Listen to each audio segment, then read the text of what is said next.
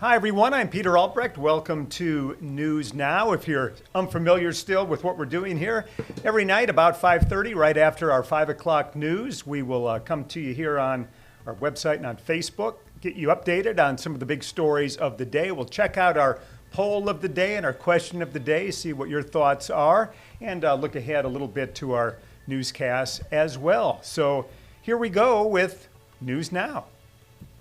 This is News 5 Now, streaming live to your neighborhood and around the world. All right, everyone. Again, thanks for being with us. If this is your first time, we hope you'll join us again. And we do this several other times during the day as well, in the morning after our noon show, and then again at 5:30. All right, let's check out 5 big stories that are taking place today that you need to know about. And we'll begin with number 5. DirecTV is filing a complaint against Disney amid the battle over a new carrier agreement. The telecommunications company filing a complaint with the FCC claiming Disney is negotiating in bad faith.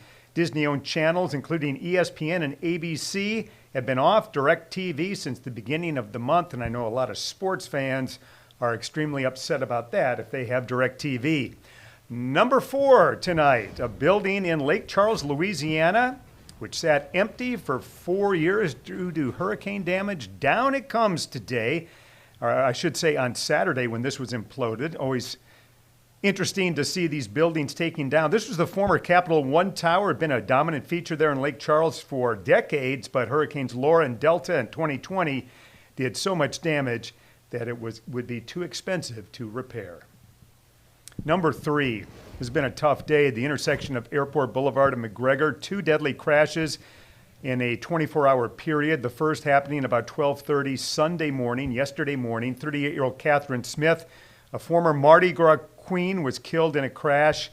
A truck struck her SUV in that intersection. The driver of the truck, 37-year-old Spencer Strickland, has been arrested for manslaughter. A second deadly crash happened about 9 o'clock this morning. That was a head-on collision. A person was killed, 1 person injured and sent to the hospital. We don't have any names yet from police about this wreck. Number 2, over in Baldwin County, Foley city leaders buying a World War II-era biplane for an exhibit planned for Barron Field. The city council voted last week to buy the plane. The dates back to 1941. During the war, more than 2,000 active duty personnel were stationed at Barron Field. More than 5,000 cadets were trained in Foley. And in fact, Foley is the only city in the state designated a World War II heritage city by the National Park Service. And number 1, a 6th grader at Causey Middle School arrested after a social media threat.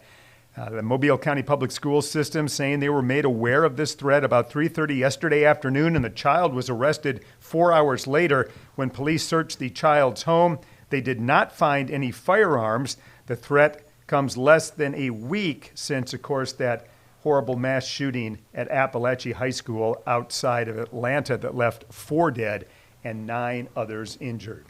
And there you have it. Those are 5 stories that you need to know about on News 5 Now. Okay, every day we ask on Facebook and online a question of the day, and we also have a poll of the day.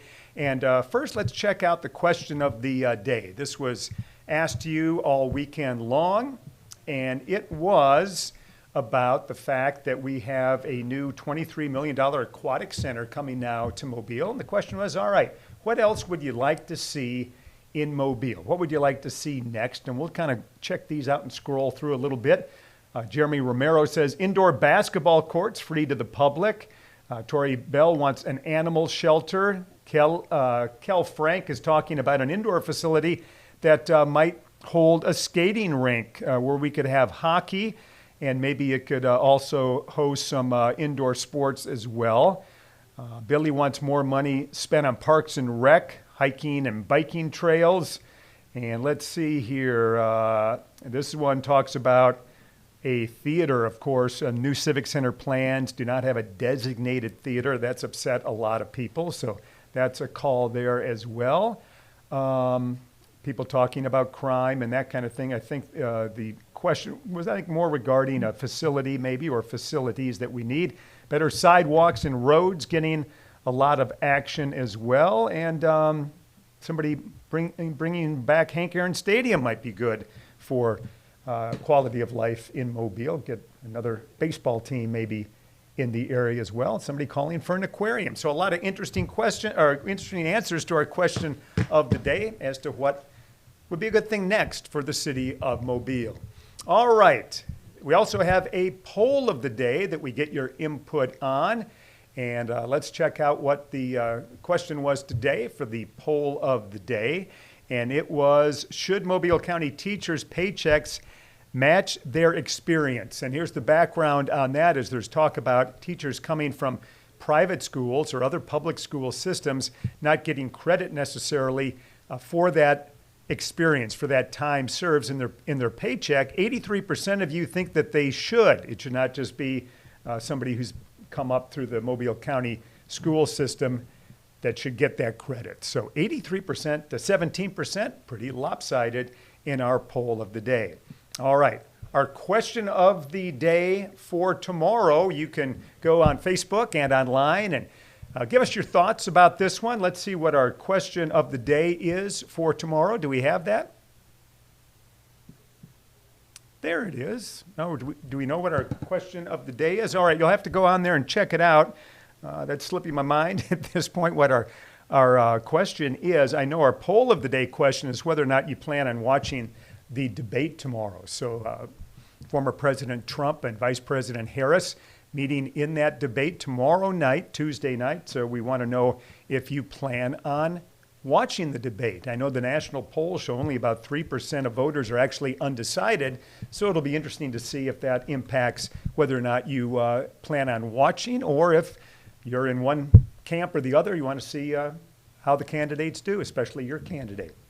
All right, that's going to do it. We're going to get ready now for News 5 at 6. Roseanne's out today. Cherish will be sitting in with me. Got a lot of news for you coming up, so that's happening here in just about 20 minutes. Thanks for joining us for News 5 Now. Have a nice evening, and we'll see you at 6.